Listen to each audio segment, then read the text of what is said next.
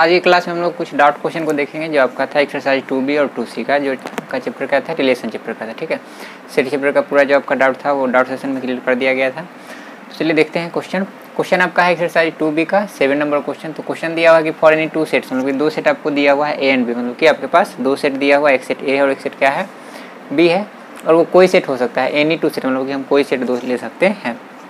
So that A cross B, मतलब कि ए और बी का जो कार्टेशियन प्रोडक्ट है, मतलब कि A Cartesian product B and B cross A have an element in common. मतलब क्या हुआ कि हमको प्रूफ करना है सो दैट या प्रूफ दैट, दोनों बात एक ही होता है। सो दैट का मतलब होता है प्रूफ दैट, ठीक है ना। आपको शो करना है A cross B and B cross A have an element, मतलब कि ए क्रॉस बी या बी क्रॉस ए में एक एलिमेंट होगा इन कॉमन, मतलब कि कॉमन क्या होगा, एक ही एलिमेंट कॉमन होगा। मतलब कि ए और बी का अगर हम कार्टेशियन प्रोडक्ट निकाले सो, और फिर बी और ए का जो कार्टेशियन प्रोडक्ट निकाले तो दोनों में कॉमन कितना होगा, तो एक एलिमेंट दोनों में क्या होगा, कॉमन होगा। मतलब क्या कि एक एलिमेंट ऐसा होगा जो दोनों में क्या होगा, सेम होगा।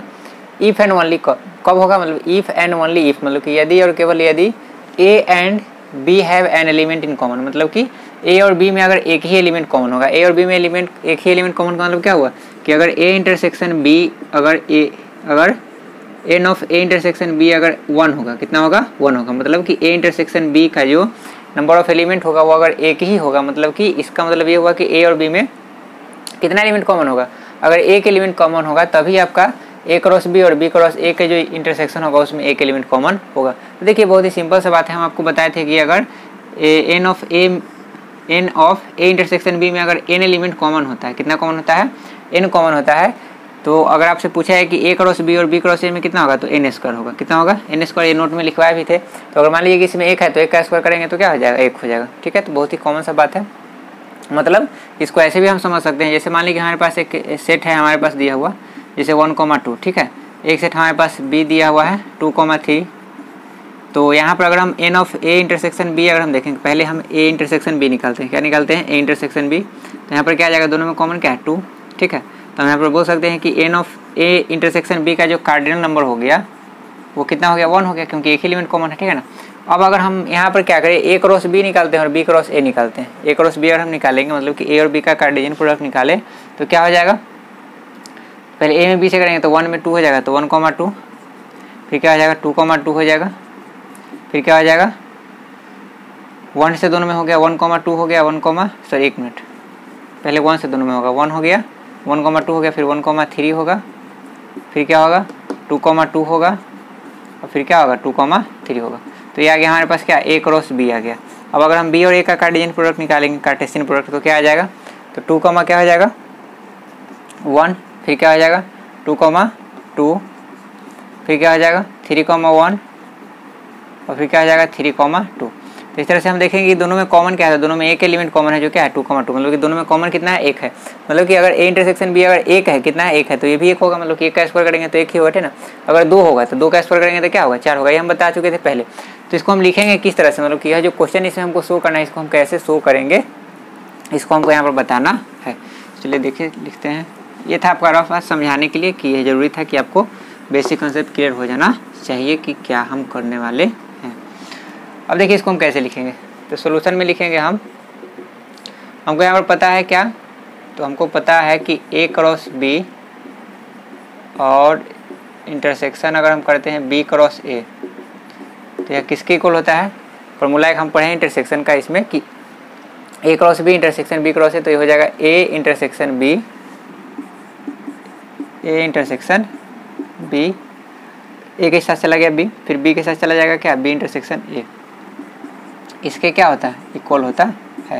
अब हमको इसका कार्डिनल नंबर चाहिए। क्या चाहिए, कार्डिनल नंबर, मतलब कि उसमें एक एलिमेंट कितना कॉमन होगा ये हमको निकालना था। हम यहाँ पर क्या लगाते हैं, एन। तो अगर यहाँ पर अगर हम एन लगा देंगे तो क्या हो जाएगा, तो एन लगा देंगे तो यहाँ पर हो जाएगा ए क्रॉस बी और इंटरसेक्शन क्या हो जाएगा, B cross A equal to, यहाँ पर क्या आ जाएगा, इसके साथ भी एन आ जाएगा, इसके साथ भी एन आ जाएगा, तो यहाँ पर आ जाएगा N of A intersection B और बी इंटरसेक्शन ए। ठीक है ना। तो आपको पता है कि सॉरी यहाँ पर एन भी होगा। अब आपको पता है कि ए इंटरसेक्शन बी और बी इंटरसेक्शन ए दोनों क्या होता है, एक ही होता है। ए इंटरसेक्शन बी कही चाहे बी इंटरसेक्शन ए कही, बात दोनों क्या है, एक ही है। तो हमारे पास दिया हुआ है कि दोनों में जो कॉमन एलिमेंट अगर एक होगा, क्या होगा, एक, मतलब कि इसका वैल्यू क्या होगा, 1 होगा। तो अगर मान लीजिए कि ए इंटरसेक्शन बी अगर 1 दिया हुआ है, इसका वैल्यू अगर 1 दिया हुआ है, तो N of B intersection A का ही वैल्यू क्या होगा, 1 ही होगा, क्योंकि ये दोनों क्या होता है, इक्वल। आपको पता होगा कि अगर हम ए इंटरसेक्शन बी करते हैं या बी इंटरसेक्शन ए करते हैं, दोनों बात क्या है, इक्वल होता है। या ए यूनियन बी करते हैं या बी यूनियन ए करते हैं, दोनों बात क्या है, इक्वल है। आप पढ़े होंगे रूल में, ठीक है। तो अब यहाँ पर हम क्या लिख सकते हैं, तो हमारे पास दिया है कि अगर एक ही एलिमेंट कॉमन होगा, क्या है, एक ही, इसका मतलब कि N of A intersection B और n of B intersection A क्या होगा, 1 होगा, मतलब कि दोनों में एक एक एलिमेंट क्या है, कॉमन है। तो हम यहाँ पर इसका वैल्यू अगर हम पुट करेंगे तो यहाँ पर क्या हो जाएगा, तो N of A cross B intersection B cross A is equal to, इसका वैल्यू क्या है, 1, फिर इसका वैल्यू क्या है, 1, दोनों का वैल्यू 1 ही है, तो यहाँ पर 1 हो गया। तो यहाँ से आपके पास क्या आ गया, N of A cross B intersection B cross A is equal to 1 में 1 से करेंगे तो क्या आ जाएगा, 1। तो कब हुआ कि जब ये इतना 1 के इक्वल है तब ये इतना होगा, मतलब कि इतना अगर 1 है तो ये 1 होगा। इसका मतलब क्या हुआ कि अगर N of A intersection B is equal to 1 होगा, क्या होगा, 1 होगा, तो आपका क्या होगा, सॉरी यहाँ पर तो ये हम लिख ही दिए कि 1 हो गया। तो हम यहाँ पर क्या लिख सकते हैं, तो हम लिख सकते हैं कि N of A cross B intersection B cross A, और इफ एंड ओनली इफ है तो क्या आ जाएगा, तो आपको पता है कि इफ एंड ओनली इफ का सिंबल ये होता है, ठीक है ना। ये कब होगा, जब आपका जो है N of A intersection B multiply B intersection A कितना के इक्वल हो जाएगा, तो ये 1 के इक्वल हो जाएगा, ठीक है। मतलब कि ये भी 1 होगा, तो ये लिखना जरूरी नहीं, ठीक ना, सिर्फ हम ये लिखेंगे कि ये कब इक्वल होगा, जब यहाँ पर 1 होगा तब। अगर मान लीजिए यहाँ पर रहता लिखा हुआ कि for any two sets A and B so that A cross B and B cross A have, यहाँ पर एन मतलब एक होता है, मतलब यहाँ पर क्या होता है कि यहाँ पर आता है 4 एलिमेंट इन कॉमन, तो 4 एलिमेंट कॉमन है, इसका मतलब क्या है, तो 4 एलिमेंट कॉमन है, इसका मतलब ये हुआ कि ए और बी में कितना है, तो ए और बी में कितना एलिमेंट कॉमन है, तो 2 एलिमेंट कॉमन है, क्या है, 2, क्योंकि 2 का स्क्वायर होगा तो क्या होगा, 4 होगा।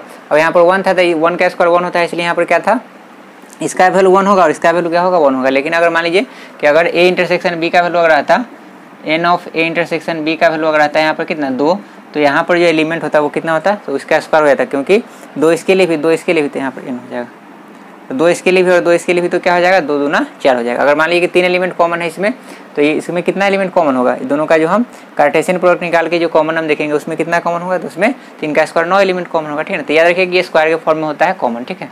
तो ये कब होगा, जब ये होगा तब ये होगा, या और जब ये होगा तब ये होगा, मैंने दोनों एक दूसरे के क्या है, मतलब दोनों तरफ एरो देने का मतलब यही होता है कि दोनों तरफ से हम इसको प्रूफ कर सकते हैं, ठीक है। तो इसको नोट कर लीजिए, बहुत ही आसान क्वेश्चन था, सिर्फ ये समझना था यहाँ पर, क्योंकि ये समझना ज़्यादा जरूरी है कि लैंग्वेज हो सकता है कि समझने में दिक्कत हुआ होगा, इसलिए आप लोग डाउट में पूछें, तो कोई बात नहीं है, इसको नोट कर लीजिए। इसके बाद आएगा जो एक्सरसाइज 2C का है उसको देखते हैं।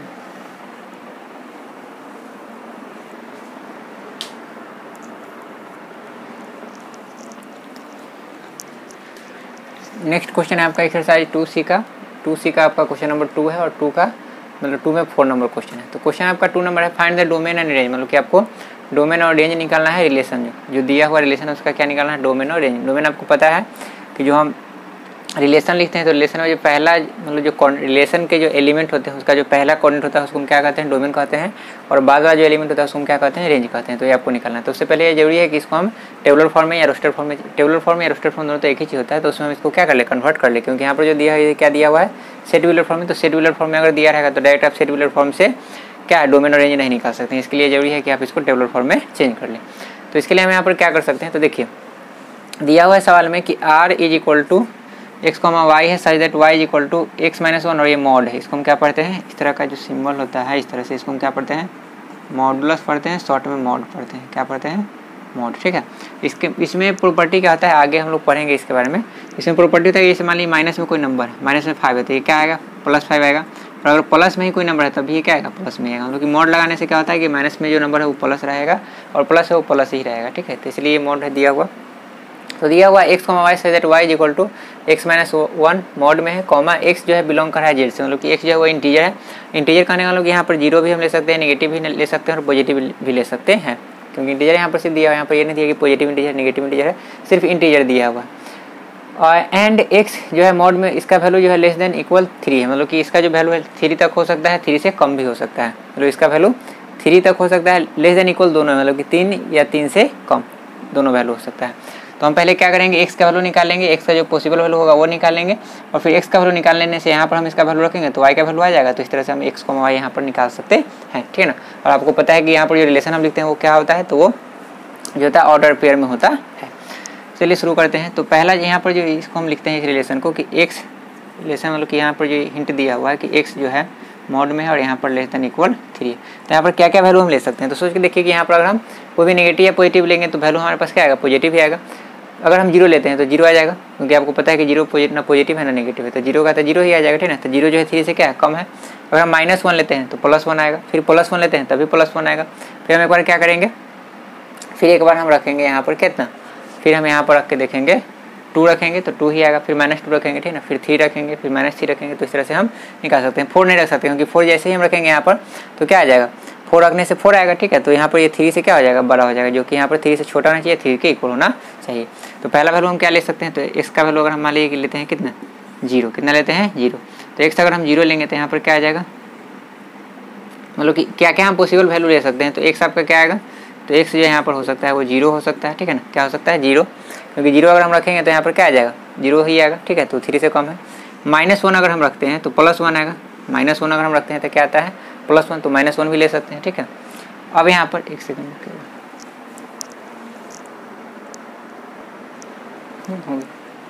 हाँ देखिएगा यहाँ पे तो 0 रख दिए, क्योंकि 0 लेंगे तो 0 ही आपका आएगा, तो 3 से क्या है, कम है। -1 है तो -1 अगर हम रखेंगे तो +1 आएगा, तो भी 3 से कम है। अगर हम 1 रखते हैं, जैसे -1 यहाँ पर हम रखें तो क्या आएगा, +1 निकलेगा, क्योंकि आपको पता है कि मोड से जब निकलेगा तो प्लस में निकलेगा। तो अगर यहाँ पर -1 हम रखते हैं तो उसका वैल्यू क्या आएगा, +1 आएगा, तो भी 3 से कम होगा, तो -1 हम रख सकते हैं। फिर 1 अगर हम रखेंगे, इसको थोड़ा सा हम समझाते हैं यहाँ पर। जैसे अगर मान लीजिए कि यहाँ पर हो सकता है किसी को समझ में नहीं है, जैसे यहाँ पर x का वैल्यू अगर हम क्या लिए, 0 लिए, क्या लिए 0, तो x अगर हम 0 रखेंगे मोड में तो इसका वैल्यू क्या आएगा, 0 ही। तो 0 3 से क्या है, कम है, तो हम 0 ले सकते हैं, तो यहाँ पर 0 हो गया।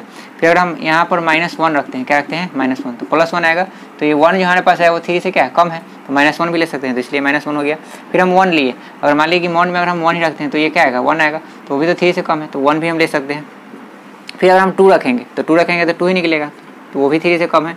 फिर अगर हम -2 रखेंगे तो वो भी आपका क्या है, 3 से कम है। -2 रखेंगे तो क्या आएगा, 2 आएगा निकल के।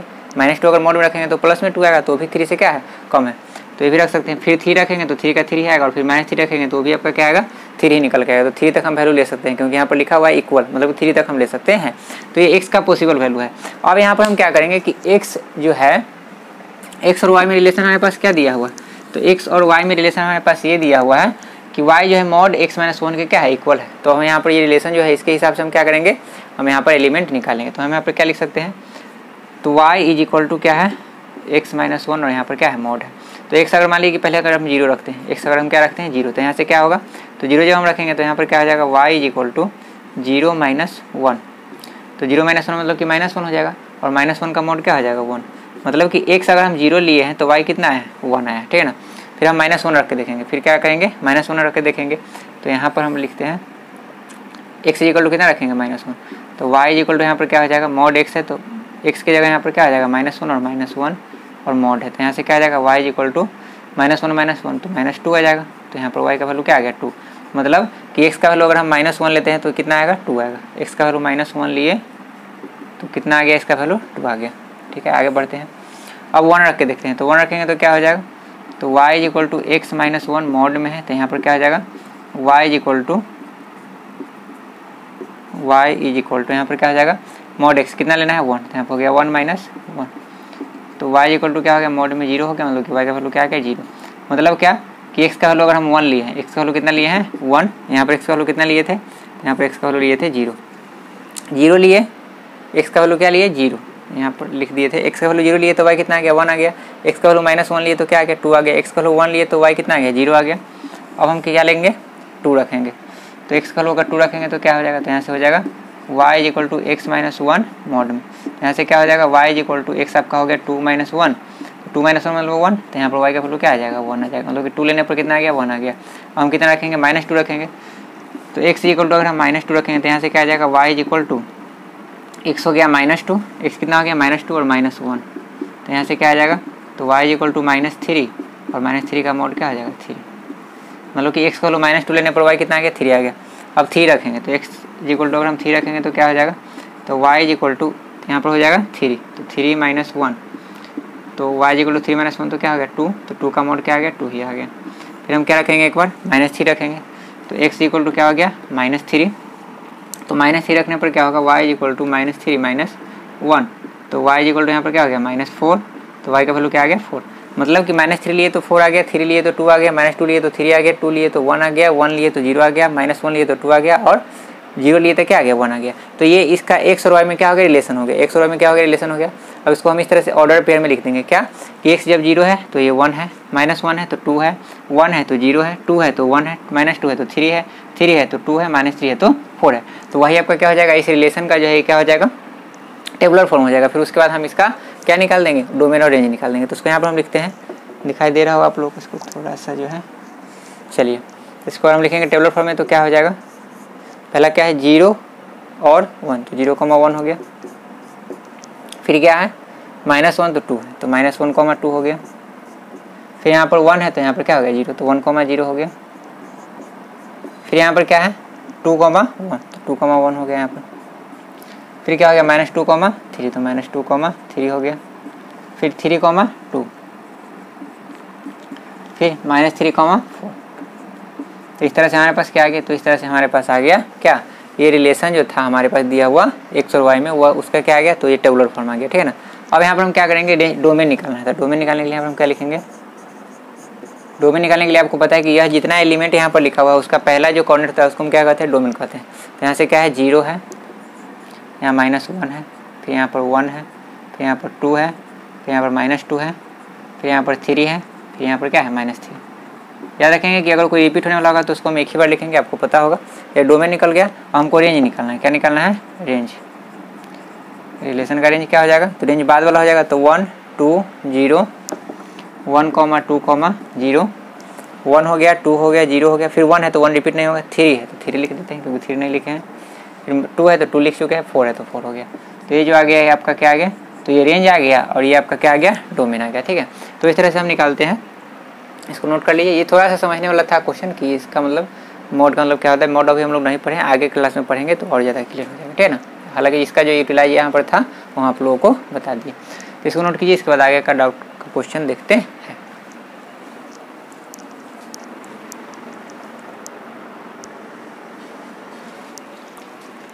नेक्स्ट क्वेश्चन दिया हुआ 5 नंबर सवाल है कि a इक्वल टू 2, 3, 4, 5, मतलब कि ये एक सेट हो गया, ये एक बी सेट दिया हुआ है। दिया हुआ है यहाँ पर let r equal to x, y such that x belongs to a and y belongs to a, मतलब कि a से जो बिलोंग करा है इसको हम क्या कहेंगे x कहेंगे, और इससे जो बिलोंग करेगा इसको हम क्या बोलेंगे y। मतलब कि ये पूरा जो है वो b से बिलोंग करा है, पूरा जो है a से बिलोंग करा है, वही बात यहाँ पर लिखा हुआ है।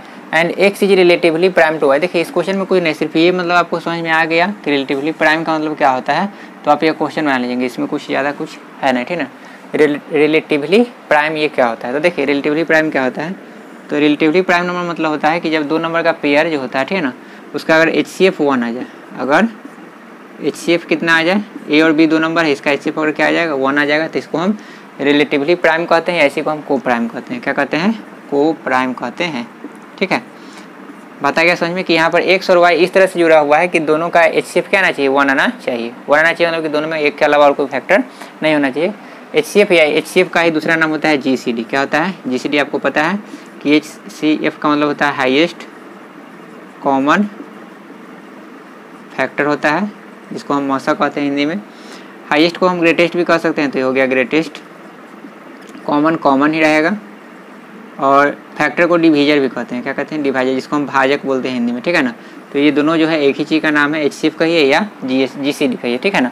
तो याद रखिए कि जब भी दो नंबर का HCF कितना आ गया 1 आ गया, तो उसको हम क्या बोलेंगे रिलेटिवली प्राइम बोलेंगे, रिलेटिवली प्राइम बोलेंगे, या उसी को को प्राइम बोलेंगे। और उसको हिंदी में क्या बोलते हैं सहअभाज्य संख्या है। क्या बोलते हैं सहअभाज्य संख्या है, और ये हमेशा पेयर में होता है, अकेले कभी नहीं होगा। यहाँ पर a और b जो है दो नंबर को रिप्रेजेंट कर रहा है कि a और b दो नंबर है, दोनों का HCF 1 है, तो ये दोनों को हम क्या बोलेंगे को प्राइम बोलेंगे, या इसी को हम क्या बोलेंगे रिलेटिवली प्राइम नंबर बोलते हैं। यहाँ पर दिया है कि x और y में रिलेशन क्या है, तो x और y में रिलेशन ये है कि दोनों का HCF 1 होना चाहिए। तो अब यहाँ पर हम देखेंगे कि x और y में कौन कौन सा ऐसा नंबर है जिसका HCF 1 हो जाएगा, तो उसको हम साथ में रखेंगे, ठीक है ना। चलिए शुरू करते हैं। तो पहले आपका क्या है यहाँ पर क्वेश्चन, इसको टेबुलर फॉर्म में लिखना है तो टेबुलर फॉर्म में लिखना है तो यहाँ पर क्या हो जाएगा R इज इक्वल टू, अब यहाँ पर हम देखेंगे कि दोनों में कौन कौन से नंबर को हम साथ में लेंगे तो इसका HCF होना जाएगा। तो पहले किसको लिखेंगे x को, उसके बाद लिखेंगे y को, ठीक है ना, क्योंकि रिलेशन x टू y की तरफ है। किसकी तरफ है? x टू y की तरफ, y से x की तरफ नहीं है, ठीक है ना। तो यहाँ पर देखिए 2 यहाँ पर लिए थे ना, तो 2 और 3 का अगर हम निकालेंगे सिर्फ 2 और 3, तो आपको पता है कि 2 और 3 में और कोई फैक्टर नहीं है, तो 2 और 3 में सिर्फ 1 फैक्टर है, तो 2,3 हम ले सकते हैं, क्योंकि 2 और 3 का अगर आप HCF निकालिएगा, 2 और 3 का आप क्या निकालिएगा HCF, तो 1 आएगा, ठीक है ना। फिर 2 को हम देखते हैं 6 के साथ, 2 और 6 में क्या है? प्राइम नंबर है, 2 और 6 दोनों है, तो दोनों में 2 कॉमन है, तो ये नहीं होगा, ठीक है ना। 2 और 7 हो सकता है, 2 और 7 हो सकता है, नहीं मतलब कि होगा ही। फिर क्या हो जाएगा? 2 और 10 नहीं होगा, 2 का बात खत्म हो गया, अब 3 के साथ ट्राई कीजिए, तो 3 और 3 को नहीं ले सकते हैं क्योंकि दोनों में 3 कॉमन है। 3 और 6 भी नहीं ले सकते हैं क्योंकि 3 और 6 में 2 कॉमन है और 3 भी कॉमन है। फिर 3 और 7 ले सकते हैं, क्या ले सकते हैं? 3 और 7, तो 3 कॉमन क्या हो गया? 7 हो गया। और यहाँ पर 3 और 10 भी हो जाएगा, क्योंकि 3 और 10 का भी HCF लेंगे तो कितना आएगा? 1 ही आएगा, तो हो गया 3 और 10।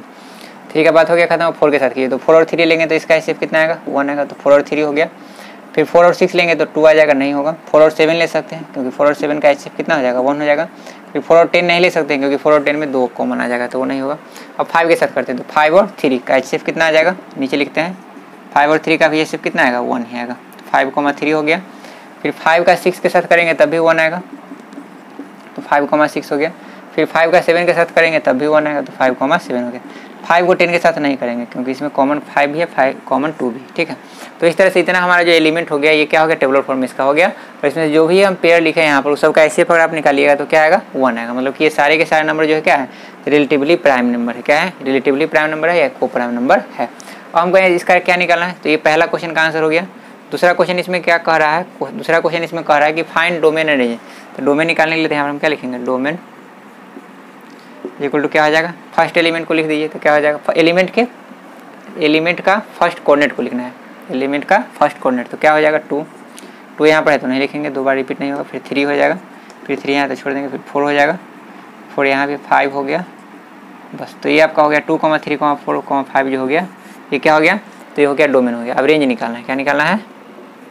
सॉरी, इसी में रेंज निकालना है, अलग क्वेश्चन है इसका। क्या निकालना है? रेंज।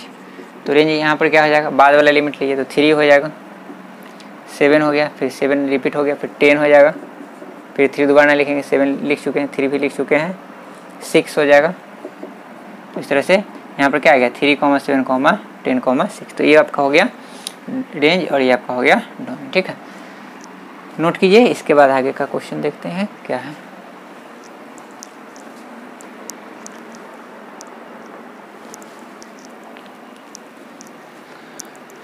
नेक्स्ट क्वेश्चन है 8 में। 8 नंबर में दिया हुआ let A is equal to इतना, मतलब कि एक सेट दिया हुआ है। Define relation R from A to A. देखिए ए टू ए या ए ऑन ए टू ए बोला जाए या ए ऑन ए, मतलब दोनों बात आपका क्या है?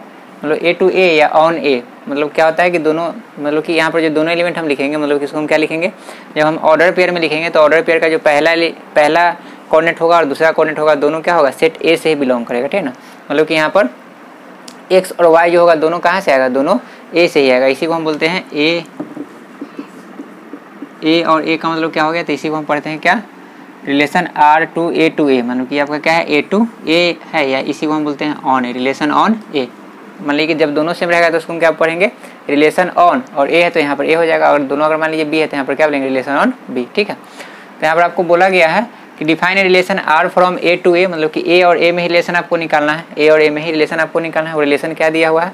तो X comma Y such that Y is equal to X plus 1, माने कि वाई जो है वो किस तरह से है कि एक्स प्लस 1 है उसका वैल्यू, ठीक है। और जो है आपका इसको रोस्टेड फॉर्म में लिखना है। क्या लिखना है? रोस्टेड फॉर्म में लिखना है। इसमें और सवाल दिया हुआ था लेकिन डाउट में सिर्फ एक ही आया है कि 8 का फर्स्ट ही आपको बताना है। और आपको पता भी कि अगर रोस्टेड फॉर्म में आ गया तो उसके बाद जो आपको एरो डायग्राम खींचना होगा, या अगर मान लीजिए उसका डोमेन निकालना है, रेंज निकालना है, कोड डोमेन निकालना है, तो आप आसानी से निकाल सकते हैं, ठीक है। तो इसके लिए हम क्या करेंगे यहाँ पर? तो हम यहाँ पर x का वैल्यू लेंगे, ठीक है। तो हम देखेंगे कि x का वैल्यू जो हम ले रहे हैं वो पहला कि a से होना चाहिए, ठीक है ना। फिर दूसरा कि y जो आना चाहिए वो भी क्या आना चाहिए? a में ही आना चाहिए। ऐसा नहीं कि हम x लेते जा रहे हैं, ठीक ना, और y जो है वो a से बाहर आ गया। क्यों? क्योंकि यहाँ पर दिया हुआ कंडीशन है कि a जो है, मतलब कि y और x जो है दोनों कहाँ से आना चाहिए? a से ही आना चाहिए, ठीक है। तो चलिए शुरू करते हैं। तो हमारे पास जो रिलेशन दिया हुआ है y equal to X plus 1, इसको हम पहले रफ कर लेते हैं। तो y equal to X plus 1 है, तो यहाँ पर हम क्या लिख सकते हैं? तो पहले हम x लेते हैं 1, कितना लेते हैं? x1। तो देखिए अगर यहाँ पर हम जितना लेंगे उससे एक ज़्यादा होगा, 1 लेंगे तो क्या हो जाएगा? 2, क्योंकि 1 प्लस 1 है, ठीक है ना। फिर 2 लेंगे तो क्या हो जाएगा? 2 और 1 3 हो जाएगा। फिर 3 लेंगे तो 3 और 1 क्या हो जाएगा? 4। फिर 4 लेंगे तो 5 लेंगे तो 6, और 6 लेंगे तो 7, तो 7 जो है फिर इससे बाहर हो जाएगा, ठीक है ना। तो हम इसलिए यहाँ पर x का वैल्यू 6 नहीं ले सकते हैं, x का वैल्यू हम कहाँ तक लेंगे, 5 तक ही लेंगे। मतलब क्या कि x अगर आप क्या लेते हैं 1 लेते हैं, x अगर आप कितना लेते हैं 1, तो अगर आप x 1 लीजिएगा तो y आपका 1 ज़्यादा हो जाएगा तो क्या हो जाएगा 2, ये पहला आ गया। फिर x अगर हम 2 लेंगे तो क्या हो जाएगा, तो x 2 लेंगे तो 2 + 1 क्या आ जाएगा 3, तो y कितना आ गया 3 आ गया। फिर x अगर हम 3 लेंगे तो क्या हो जाएगा 3 और 1 4, तो x 3 तो y कितना हो गया 4। फिर x 4 तो y कितना हो गया 5, क्योंकि 4 यहाँ पर दिया है, जो यहाँ पर एलिमेंट दिया है उसी को हमको रखना है, ऐसा नहीं कि कोई हम एलिमेंट ले सकते हैं, ऐसा नहीं कर सकते हैं। तो x 4 लिए यहाँ से तो 4 और 1 क्या हो गया 5 आ गया। फिर 5 लेंगे तो कितना आ जाएगा 6 आ जाएगा। फिर अगर हम 6 लेंगे तो 7 आ जाएगा, तो 6 और 6 अगर हम लेंगे तो 7 आ जाएगा, तो 7 तो इसमें है नहीं, 6 तो है लेकिन 7 नहीं है, तो इसलिए हम यहाँ पर 6 नहीं ले सकते, ठीक है ना, क्योंकि जो एलिमेंट है वो ए से ही बिलोंग करना चाहिए, उससे बाहर नहीं आना चाहिए, ठीक है। अब इसी को हम लिख देंगे क्या टेबुलर फॉर्म में, तो r = यहाँ पर क्या हो जाएगा, तो हो जाएगा 1, 2 और x, y हमारे पहले x उसके बाद y, क्योंकि यहाँ पर लिखा है अगर y, x होता था हम क्या लिखते, इसको पहले 2 लिखते, फिर 1 लिखते, फिर 3 लिखते, फिर 2 लिखते, लेकिन यहाँ पर है x, y, तो पहले x पहले उसके बाद y, तो 1, 2 हो गया, फिर 2, क्या हो जाएगा 3 हो जाएगा, फिर 3, 4 हो जाएगा, फिर 4, 5 हो जाएगा, फिर 5, 6 हो गया। तो ये इसका हो गया टेबुलर फॉर्म। तो ये पहला क्वेश्चन का आंसर था। अब इसमें जो और सब क्वेश्चन होगा आप लोग बना लीजिएगा, ठीक है। डोमेन निकालने के लिए बोले या रेंज या कोडोमेन, कोडोमेन तो आपका ये हो जाएगा क्योंकि यहाँ पर दोनों सेट क्या इक्वल है, ठीक है। नोट कीजिए, इसका बताएगा क्वेश्चन देखते हैं।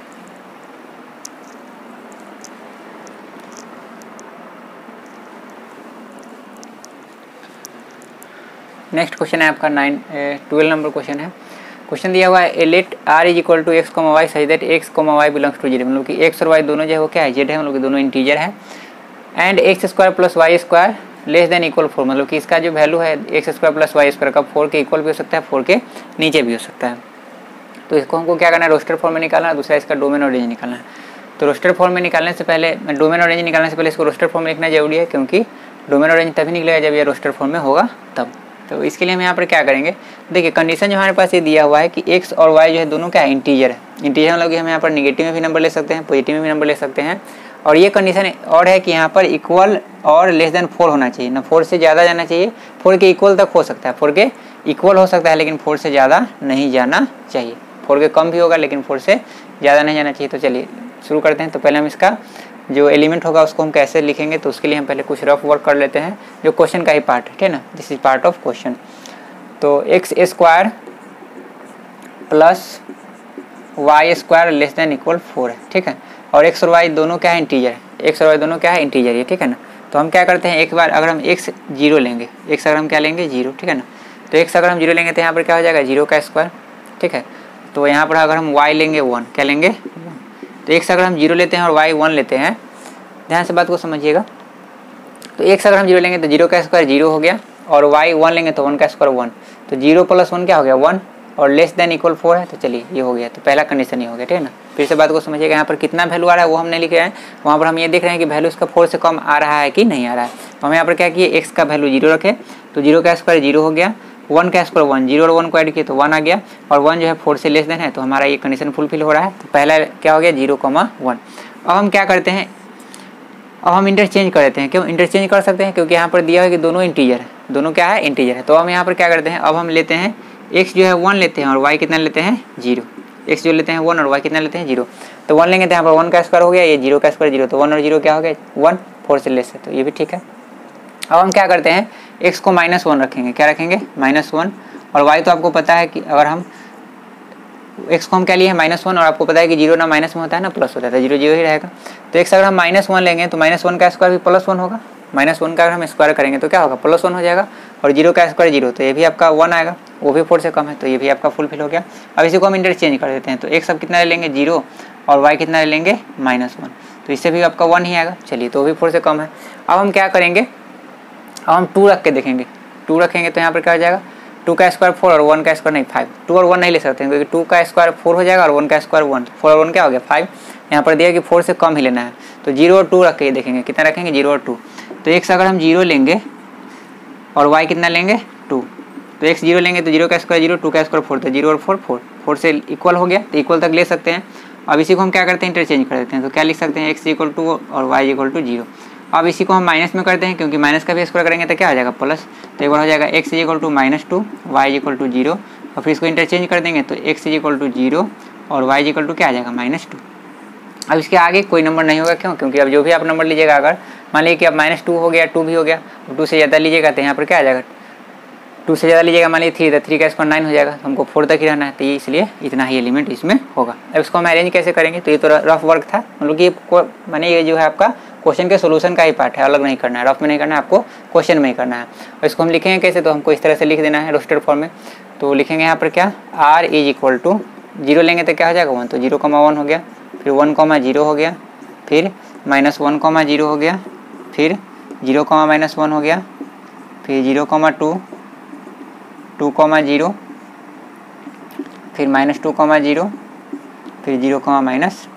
तो इस तरह से इतना एलिमेंट इसमें आ गया। अब दूसरा क्वेश्चन इसमें क्या दिया है, तो दूसरा सवाल इसमें यह है कि इसका डोमेन निकालना है। क्या निकालना है, डोमेन। तो डोमेन निकालना है तो आपको पता है कि जो एलिमेंट होगा उसका फर्स्ट कोऑर्डिनेट हो जाएगा, तो 0, 1, -1, 0 फिर हो गया, 0 भी हो गया, 2 हो जाएगा, -2, फिर तो 0 आ जाएगा, तो चलिए इतना हो गया। तो इसका क्या आ गया, डोमेन आ गया। हमको रेंज निकालना है, तो क्या हो जाएगा, रेंज = यहाँ पर बाद वाला, तो 1, 0, 1,0, 0 ले ली तो फिर 0 नहीं लेंगे, फिर -1, फिर -1 हो गया, 2 हो गया, फिर 0 तो वही है, फिर 0 है, फिर -2, तो हो गया डोमेन और क्या हो गया, रेंज हो गया। ठीक है, तो इसको नोट कीजिए। इसके बाद एक और क्वेश्चन है। हाँ, एक बात और कि इसको आप ऐसा नहीं समझिए कि ये आपका मॉड लगा हुआ है, नहीं, ये हम मैंने क्या दिए हैं, मैंने आप चाहे तो आप इसको कॉलम भी बना सकते थे ना, हम यहाँ पे इसको तरह से अरेंज करने के लिए लिखे थे ना, ऐसा नहीं कोई वजह समझिए कि सर ये मॉड में लिखा हुआ है, ऐसा नहीं। ठीक है, नोट कीजिए। इसके बाद एक 14 नंबर से क्वेश्चन है, उसको भी हम बताए थे।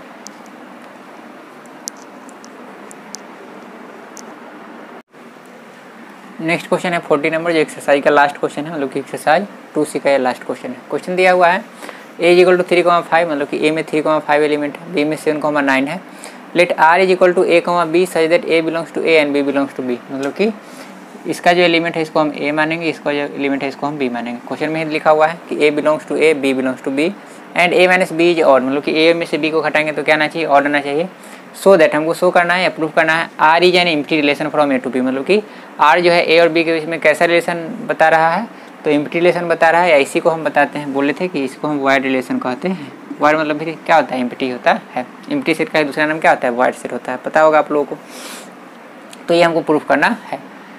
तो ये प्रूफ करने के लिए क्या चाहिए, तो ये प्रूफ करने के लिए हमें ये चाहिए कि R में है जो एक भी एलिमेंट नहीं होना चाहिए। एक भी एलिमेंट नहीं है मतलब कि ये क्या आ जाएगा, वाइड रिलेशन शो कर जाएगा, मतलब कि उसके इक्वल 5 हो जाना चाहिए। तो हम यहाँ पर क्या लिखेंगे, तो देखिए यहाँ पर जो है A में जो एलिमेंट है वो क्या है, ऑड, B में जो एलिमेंट है वो भी क्या है, ऑड है। आपको पता है कि कोई भी ऑड में से ऑड को हम घटाएंगे तो क्या आपको नंबर मिलेगा, इवन नंबर ही मिलता है। जैसे मान लीजिए कि आपके पास 5 ऑड नंबर है, ठीक है ना, और दूसरा कोई और नंबर लीजिए, जैसे मान लीजिए 13 से 5 घटेगा तो क्या हो जाएगा, 8 हो जाएगा, इवन आ गया। अब जैसे 3 में से 5 को घटाइए तो घट के क्या आ जाएगा, 2 आ जाएगा, ठीक है ना, मतलब कि डिफरेंस दोनों का 2 है, ठीक है ना। और 3 से 5 घटा रहे हैं तो -2 आएगा, 5 से 3 घटा रहे हैं तो 2 आ रहा है, तो इवन ही आएगा। जब भी हम ऑड नंबर को अगर हम क्या करेंगे, ऑड नंबर का डिफरेंस अगर हम निकालते हैं तो हमेशा क्या मिलेगा, इवन नंबर ही मिलेगा। और इवन नंबर का भी डिफरेंस निकालेंगे तब भी क्या मिलेगा, इवन ही मिलेगा। तो हम यहाँ पर क्या लिखेंगे, तो देखिए दोनों का जो यहाँ पर एलिमेंट है वो क्या है, ऑड है, और दोनों को माइनस करना है, तो ऑड में से ऑड जाएगा तो क्या मिलेगा, इवन। लेकिन यहाँ पर क्या लिखा हुआ है, ऑड, तो उसके लिए हम यहाँ पर क्या लिखेंगे, तो ज़्यादा कुछ इसमें सोल्यूशन करना नहीं है, 2-3 लैंग्वेज लिख देना है। वी नो दैट हम जानते हैं क्या, difference of any two odd number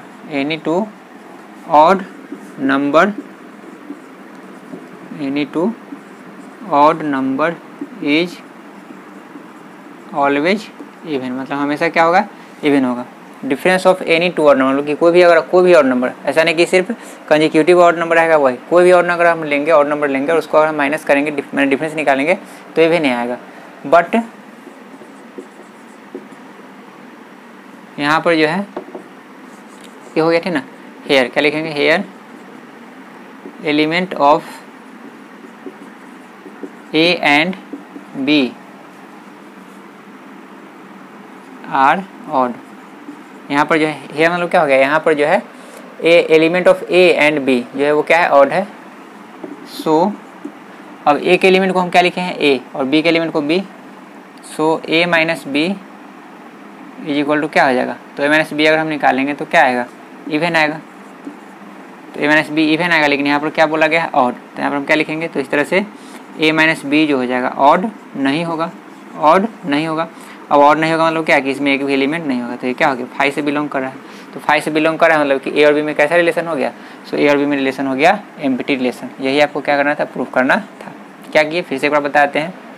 सबसे पहले कर लिए difference of any two odd number. हमको पता है कि टू ऑड नंबर का डिफरेंस जो होता है कितना होता है, ऑलवेज इवन होता है, तो लिख दिए always even. Here element of A and B, मतलब कि यहाँ पर जो एलिमेंट ऑफ ए है, एलिमेंट जो ए है और बी है दोनों क्या है, ऑड है। सो ए माइनस बी अगर हम करेंगे, क्योंकि इसके एलिमेंट को ए बोला गया है और इसके एलिमेंट को बी बोला गया है, तो ए माइनस बी करेंगे तो क्या होगा, इवन होगा। इवन होगा मतलब कि ऑड नहीं होगा, ठीक ना। इवन होगा मतलब कि क्या है, ऑड नहीं होगा। लेकिन यहाँ पर क्या बोला गया है, ऑड। तो जब इवन नहीं है मतलब यहाँ पर क्या है, ऑड है। इवन यहाँ पर है, ऑड नहीं है। तो ऑड नहीं मतलब कि यहाँ पर यह जो ए माइनस बी का जो होगा वो अगर हम एलिमेंट लिखना चाहेंगे तो कोई भी एलिमेंट होगा नहीं वैसा, मतलब कि वो क्या आ जाएगा, खाली रह जाएगा। मतलब यहाँ पर क्या आ जाएगा, एम्प्टी से रह जाएगा, मतलब कि यहाँ पर क्या आ जाएगा, 5 आ जाएगा। तो यही आपको प्रूफ करना था।